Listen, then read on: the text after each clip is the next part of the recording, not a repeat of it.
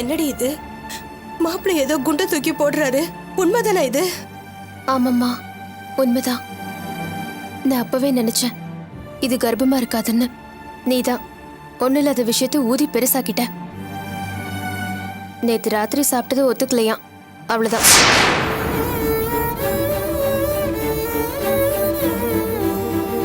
இந்த தடவையும் ஏமாத்திட்டீங்க, அப்படித்தானே? ஊர் உலகத்துல எல்லாம் ஒவ்வொரு வீட்லயும் கல்யாணமாயி ஒரே வருஷத்துல பேர குழந்தைங்க விளையாடுதுங்க. ஆனா இந்த வீட்டுல கல்யாணமாயி 2 வருஷம் ஆயிப்போச்சு. இது வரைக்கும் ஒரு வாரிசுக்கு வழி இல்ல. இந்த உண்மை தெரியாம நான் எல்லாருக்கும் சந்தோஷத்துல போனை போட்டு சொல்லிட்டு இருக்கேன். நாளைக்கு உண்மை தெரிஞ்சிச்சுன்னா எல்லாரும் என் மூஞ்சில காரி துப்பு போறாங்க. சொந்த காசுலயே சூனியம் வச்சுக்கிட்ட மாதிரி ஆயிப்போச்சு. என்னங்க நீங்க? இதுக்கு போய் இப்படி மனசுடைஞ்சு போலாமா? கூடி சீக்கிரத்துல ரேவதி உண்டாயிடுவாங்க. இது போல 100 தடவை ஆறுதல் சொல்லிட்டேன். உண்டாச்சா குழந்தை?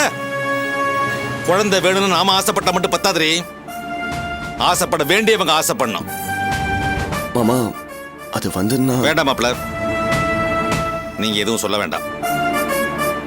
ஏதோ என்னுடைய கோபம் என் பொண்டாட்டியை திட்டலாம், அடிக்கலாம். உங்களை எதுவும் சொல்லிடக்கூடாதுல்ல. நீங்க போங்க.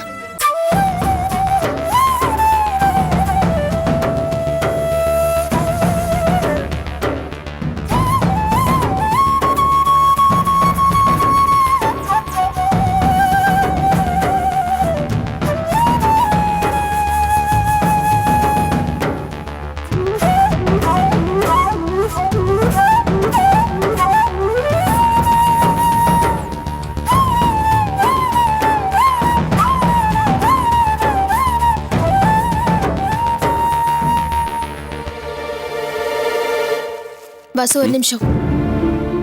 எனக்கு உண்மையாவே ஃபுட் பாய்சன் தானா? ஏன் அப்படி கேக்குற? இல்ல, நான் மயக்கம் தெளிஞ்ச பிறகு டாக்டரை பார்க்க முடியல. நர்ஸு கிட்ட கேட்டா எல்லாமும் வீட்டுக்காரர்கிட்ட சொல்லியாச்சுன்னு சொன்னாங்க. நிஜமாவே ஃபுட் பாய்சன் தானா இல்ல வேற ஏதாவது சொன்னாங்களா? வேற எதுவும் சொல்லல, ஃபுட் பாய்சன் தான். கொஞ்சம் மெடிசன்ஸ் கொடுத்துருக்காங்க, அதை நீ கரெக்டா ஃபாலோ பண்ணா போதும். சரி. கர்ப்பத்தடை மாத்திரை போட்டுட்டு எல்லாரையும் ஏமாத்திட்டு காரணத்தை என்கிட்டயே கேக்குறியா? இனிமே தாண்டி இருக்கு உனக்கு கச்சேரி.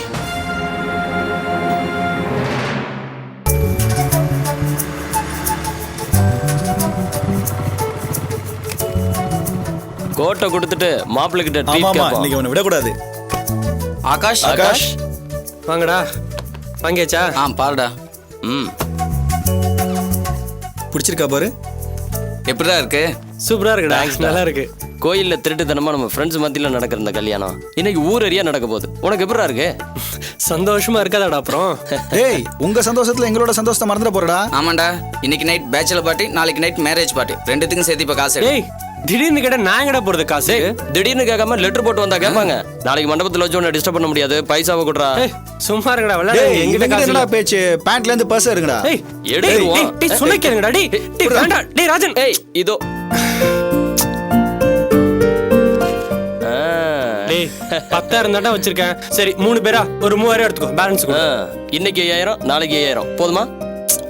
விமல், கார்த்திக், கௌதம், மகேஷ், ஆக மொத்தம் நம்ம 3 பேரையும் சேர்த்து 9 பேர்.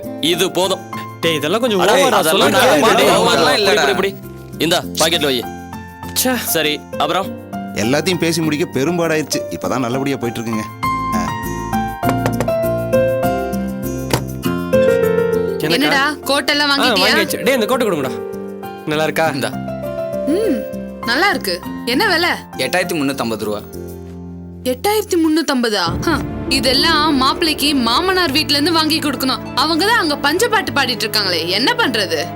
போய் அந்த குடும்பத்துல போய் சம்பந்தம் பண்ண வேண்டியதா இருக்குது பாரு. எல்லாம் அந்த காதலுங்கிற கருமாந்திரம் பண்ற வேலை.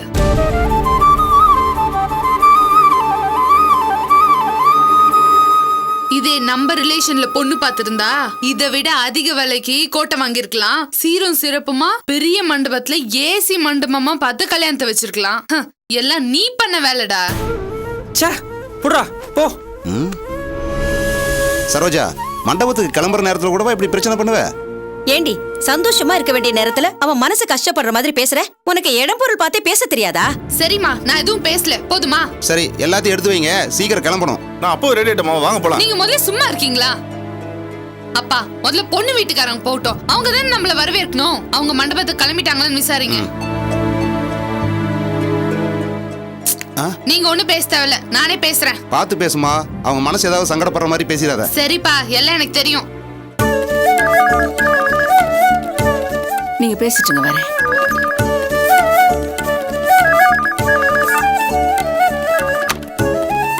ஹலோ, நான் ஆகாஷோட அக்கா சரோஜா பேசுறேன். சொல்லுமா, நல்லா இருக்கியா? மண்டபத்துக்கு கிளம்பாம என்ன குசலம் விசாரிச்சுட்டு இருக்கீங்க? ஆமா, மண்டபத்துக்கு நீங்க தானே முதல்ல போகணும். நாங்க வரும்போது வரவேற்க வேண்டாமா? இன்னுமா நீங்க கிளம்பல? இதோ கிளம்பிடுறோம்மா. என்னங்க இதோ அதோ இழுத்துட்டு இருக்கீங்க? இந்நேரத்துக்கு நீங்க மண்டபத்துல இருக்கணும். இவ்ளோ அசால்ட்டா இருக்கீங்க. ரெடியா தாமா இருக்கோம், இப்ப கிளம்பிடுறோம். சீக்கிரம் கிளம்புங்க. நீங்க மண்டபத்துக்கு போயிட்டு போன் பண்ணதுக்கு அப்புறம் தான் நாங்க எங்க வீட்ல இருந்து கிளம்புவோம்.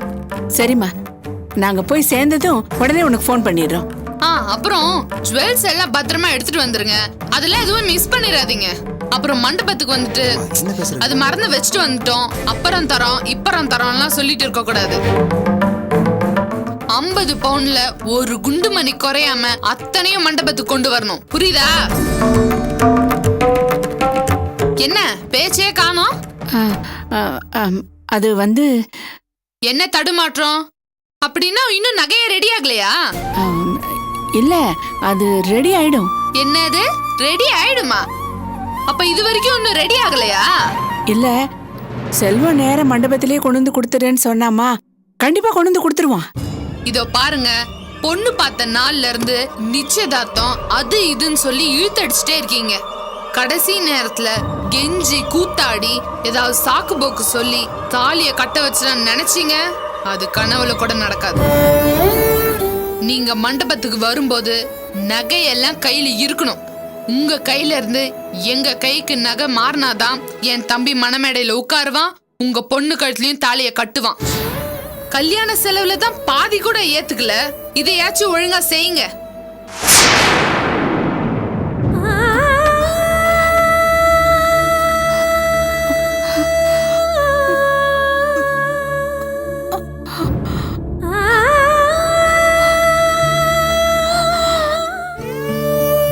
எல்லாரும் இப்ப கிளம்பிடுவோம்.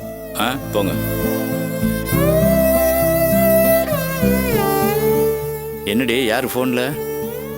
மாப்பிள்ளை வீட்டுல இருந்துதான். இன்னும் மண்டபத்துக்கு கிளம்பலையான்னு கேக்குறாங்க. அட, கிளம்பிட்டே இருக்கோம், வந்துருவோம்னு சொல்ல வேண்டியதானே? அப்படிதான் சொன்னேன். மாப்பிள்ளையோட அக்கா நகை நட்டெல்லாம் எடுத்துக்கிட்டீங்களான்னு கேட்டா. அது நகை வந்துருன்னு சொல்ல வேண்டியதானே? சொன்னேன் ஐயா. அப்ப கூட அந்த பொண்ணு கொஞ்சம் கூட தயவு தர்ஷனமே இல்லாம 50 பவுன்ல ஒரு குண்டுமணி குறைஞ்சா கூட என் தம்பி உங்க பொண்ணு கழுத்துல தாலி கட்ட மாட்டான்னு சொல்றா. இந்த பார், செல்வம் நகையோட வந்துருவான்னு தைரியமா சொல்ல வேண்டியதானே நீ? அப்படித்தான் ஐயா சொன்னேன். ஐயா, செல்வம் கண்டிப்பா நகையோட வந்துருவான்ல. செல்வம் தான் உயிரை கொடுத்தாவது சொன்ன வார்த்தையை காப்பாத்துவாண்டி. நீ சும்மா வீணா புலம்பிட்டு இருக்காத, தைரியமா இரு. எல்லாத்தையும் எடுத்து வையே, நான் போய் வண்டி வந்துருச்சான்னு பாக்குறேன்.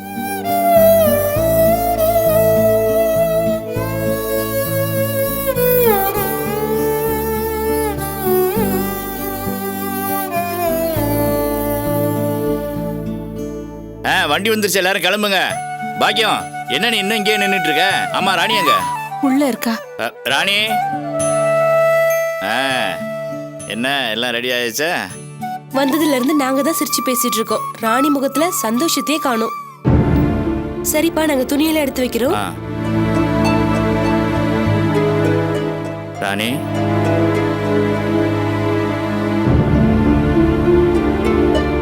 எம்மடி, ஏமா என்னாச்சு?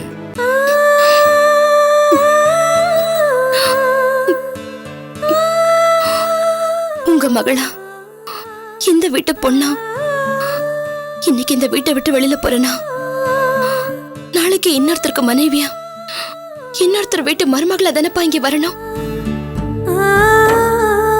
புது வாழ்க்கையில அடி எடுத்து வச்சு பிறந்த வீட்டை விட்டு வெளியில போகும்போது பெத்த தாய் தகப்பனா நீங்க இருந்து ஆசீர்வாதம் பண்றீங்க.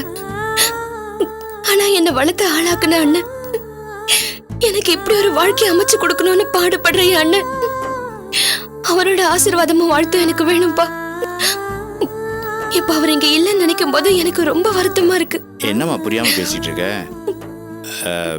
உங்க அண்ணன் தான் இந்த வீட்டு வாசப்படி மிதிக்க மாட்டான்னு உனக்கு தெரியாதா? அதனால என்ன, மண்டபத்துல கல்யாணத்தை அவன் தானே முன்னாடி நின்று நடத்த போறான். அப்புறம் எதுக்கு இப்ப வருத்தப்பட்டுக்கிட்டு இருக்கிற? கிளம்பு. இல்லப்பா, உங்களுக்கு தெரியாதா, அண்ணன் இந்த வீட்டை விட்டு வெளியில போகும்போது நானும் உங்க கூடவே வந்து இருந்துருந்தேன் தானே சொன்னேன். ஆனா அப்ப அண்ணன், நீ கல்யாணம் ஆக வேண்டிய பொண்ணு உன் புருஷன் வீட்டுக்கு போற வரைக்கும் நீ அப்பா அம்மா கூட தான் இருக்கணும்னு எனக்கு புத்திமதி சொன்னாரு. இன்னைக்கு அவரோட ஆசீர்வாதம் இல்லாம நான் எப்படிப்பா புருஷன் வீட்டுக்கு போறதுக்கு ரெடி ஆகுறது? ஏண்டி, உன் அண்ணன் தான் இங்க வரமாட்டான்ல, அவனை எப்படி இங்க வர வைக்கிறது? சந்தோஷமா மண்டபத்துக்கு கிளம்ப வேண்டிய நேரத்துல எதுக்காகடி கண்ணை கசக்கிட்டு இருக்க? நீங்க நினைச்ச அண்ணன் வீட்டுக்கு வருவாருமா? என்னடி சொல்ற? நான் நினைச்சா உன் அண்ணன் வீட்டுக்கு வருவானா? நீ ஒரு போன் பண்ணி கூப்பிடுமா, அண்ணன் வருவாருமா, என்ன ஆசீர்வாதம் பண்ணி அனுப்புவாருமா.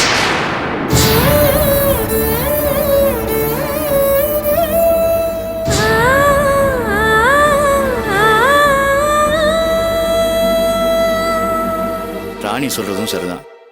நீ எந்த பிள்ளைய புள்ள நம்பிக்கிட்டு இருந்தியோ அவன் கை விட்டான். எவனை அவன் பேச்சை கேட்டு வீட்டை விட்டு விரட்டினியோ அவன் தான் இன்னைக்கு இந்த கல்யாணத்தையும் முன்னாடி நின்று நடத்த போறான். கூச்சநாச்சம் இல்லாம அவன்கிட்ட போய் நகை வேணும்னு கேட்டில்ல, அப்புறம் இப்ப மட்டும் ஏன் தயங்கி நிக்கிற? போய் ஃபோன் பண்ணி வர சொல்லு. பொண்ணு பார்க்க வரும்போது அண்ணனையும் அண்ணியும் கூட்டிட்டு வரேன்னு என்ன ஏமாத்திட்டு வாசுவையும் ரேவதியும் தானே கூட்டிட்டு வந்த. இப்போ உண்மையிலேயே அண்ணனும் அண்ணியும் வந்தா நான் ரொம்ப சந்தோஷப்படுவேம்மா. கூப்பிடுமா.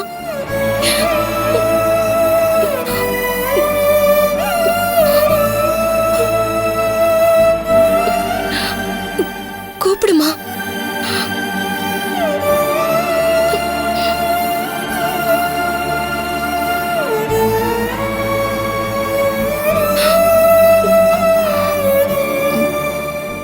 சரிடி, நான் அவனுக்கு போன் பண்றேன்.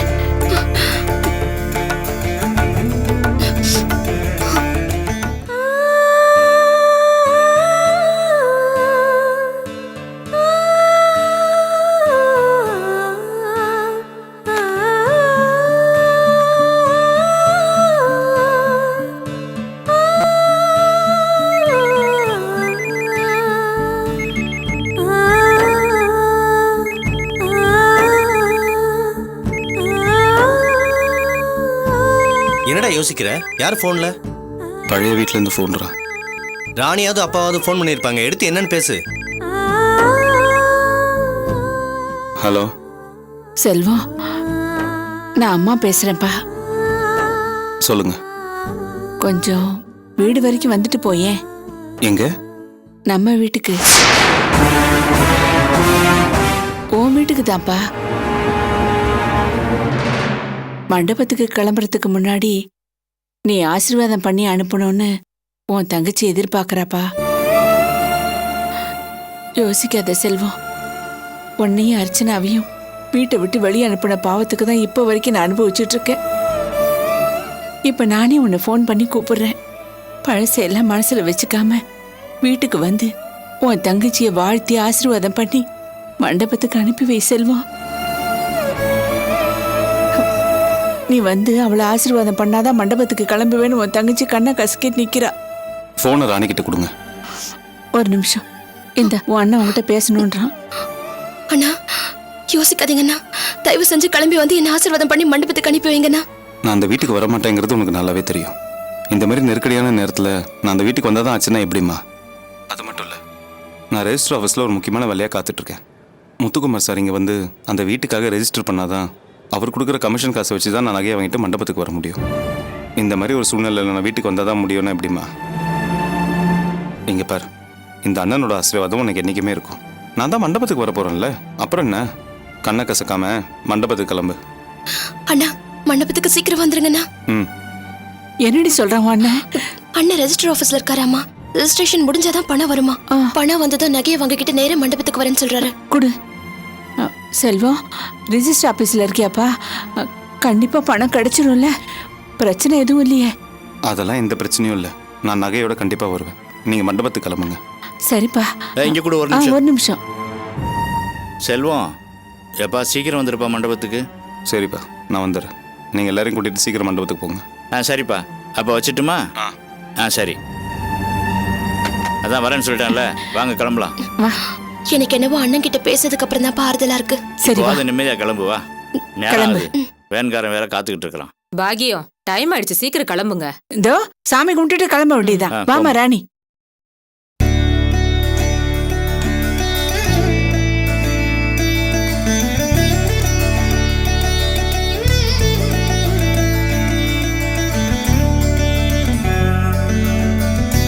இந்தம்மா.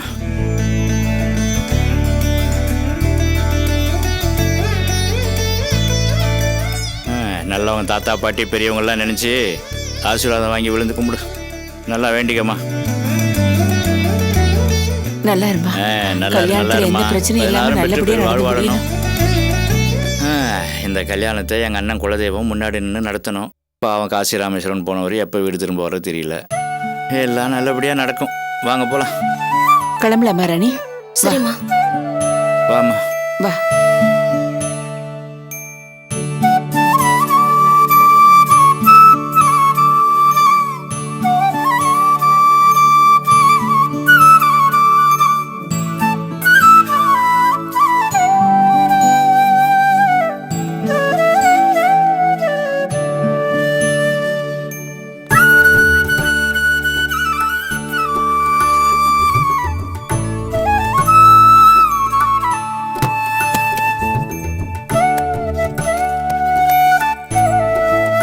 இந்தா.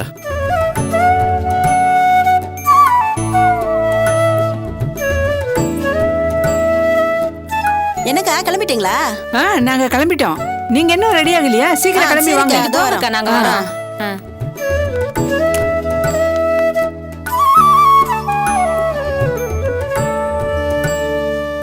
வாடி.